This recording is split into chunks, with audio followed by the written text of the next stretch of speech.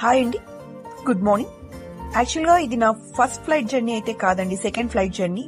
But అయినా ఇంత happy ఎందుకు అనిపిస్తోంది ఈ ఫ్లైట్ జర్నీకి అని నేను బాగా ఆలోచించినప్పుడు, సో ఇది వచ్చి నా కష్టార్జితం. అంటే సో ప్రీవియస్ గా ఎవరైనా సరే సో వాళ్ళ హస్బెండ్ వాళ్ళ ఫాదర్ ఎవరో ఒకరు తీసుకెళ్తుంటారు. సో అలా కాకుండా నేను నా టీం వర్క్ ద్వారా సో ఈ ఫ్లైట్ జర్నీని నేను అర్న్ చేసుకున్నాను. సో అలాంటప్పుడు సో ఎంత హ్యాపీ అనిపించిందంటే it's my first flight journey అనిపించింది నాకు.